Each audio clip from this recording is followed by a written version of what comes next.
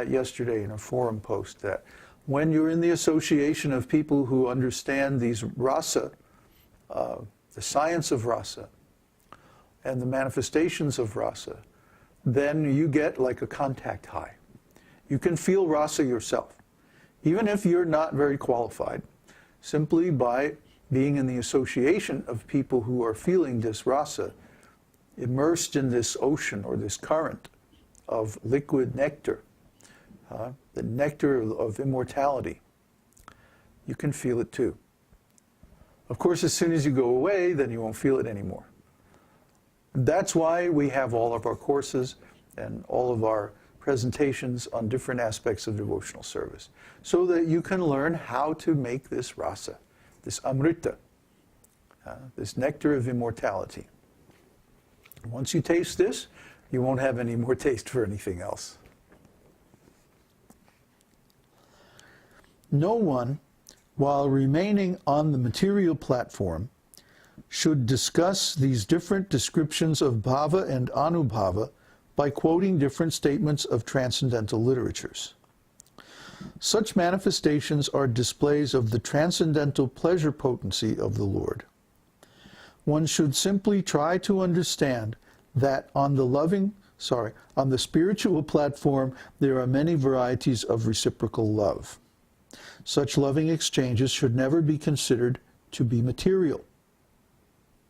In the Mahabharata, Udyama Parva, it is warned that things which are inconceivable should not be subjected to arguments. You would think this is common sense. If I have never been to the spiritual world, if I have never seen the personal form of the Lord, if I have never felt these exalted sentiments called bhava, if I don't understand the philosophy behind it, if I don't understand the method, if I don't understand, if I'm not following the principles,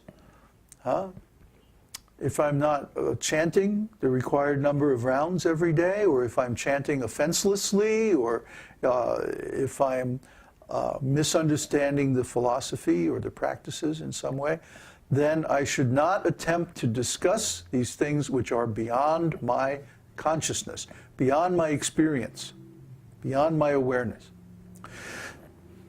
I made a policy a long time ago, many, many years ago, that I would never try to teach or discuss things which are beyond my personal experience. And this policy has served me very well because it saved me from speculation. Speculation, especially on something which is beyond one's experience, is a kind of untruthfulness. It's a kind of lie. It's a kind of pretending to know about something that you actually have no knowledge of. In the Vedic context, knowledge and experience, jnana and vijnana, are very intimately linked. You cannot hold forth on some subject matter without having personal experience. Or if you do, then you're going to get it all wrong. I mean, it's so obvious. Yet we see, for example, in the material world, it was a very good example. A couple of months ago, you probably didn't hear much about it here in North America, but there was a flight from Brazil to Europe that crashed in the middle of the Atlantic Ocean.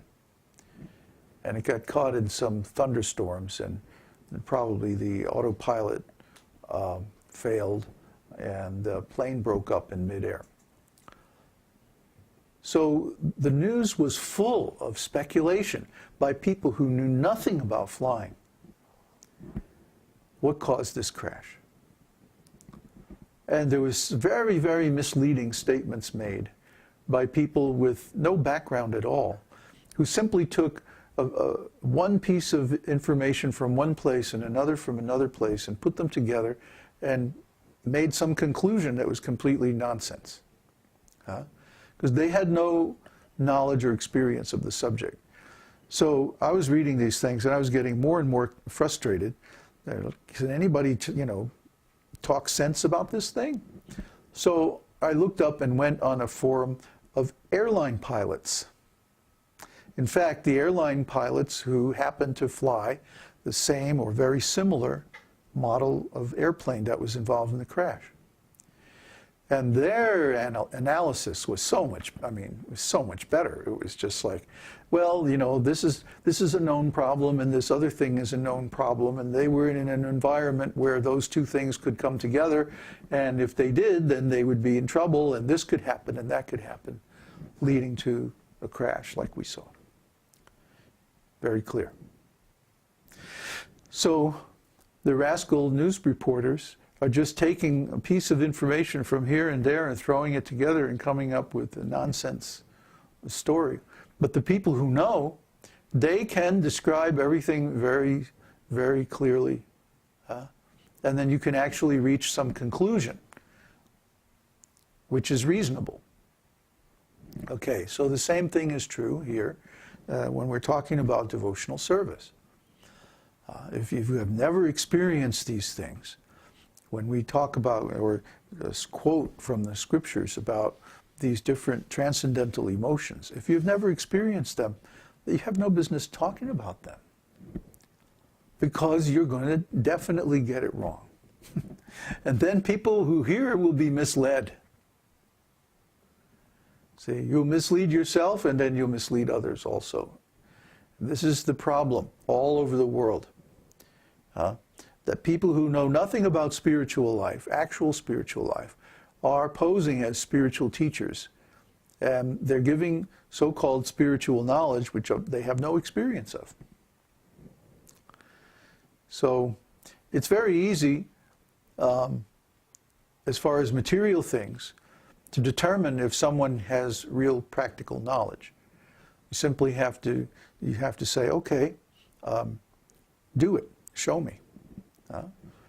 If a person, claims to be a brain surgeon, well, okay, do some brain surgery. Let's see if the patient survives, But when we're talking about spiritual life, it's very difficult because we're talking about a process that takes a long time, years, decades even, lifetimes. So if the process is defective, or the implementation, or the understanding, it's going to take a long time for this to show up. It's not going to show up right away. So people who actually have no knowledge, they can get away with it easier because it's very, very hard, especially if the audience has no experience either, to uncover their incompetence. This is the problem in spiritual life. So in spiritual life, we have to accept the authoritative statements of the Scripture. The Scripture knows. The compiler of the Scripture, Veda Vyasadeva, he is an incarnation of Krishna. He knows. He's all cognizant. He knows past, present, future. He knows every status, every possible reaction of the spiritual process in the living entity. And he can express this very nicely in poetic Sanskrit language. We cannot.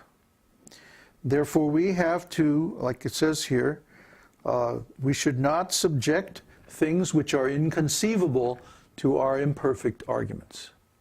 Only if we have actual knowledge, actual experience, are we qualified to talk about that. And you notice that I stay very close to the book. I stay very close to the Scripture. I don't just go off and give my own ideas or analysis on it. And sometimes I do when it's necessary to clear up a point. But actually I prefer to stick as close as possible to the original Scripture. Because Rupa Goswami really knows. He's direct disciple of Lord Chaitanya. So anyway, the transactions of the spiritual world are inconceivable to us in our present state of life. Great liberated souls like Rupa Goswami and others have tried to give us some hints of transcendental activities in the spiritual world, but on the whole, these transactions will remain inconceivable to us at the present moment. Understanding the exchanges of transcendental loving service with Krishna is possible only when one is actually in touch with the pleasure potency of the Supreme Lord. Why? Because all of these emotions and all of these states, all these pastimes are a manifestation of Srimati Radharani and her Hladini Shakti.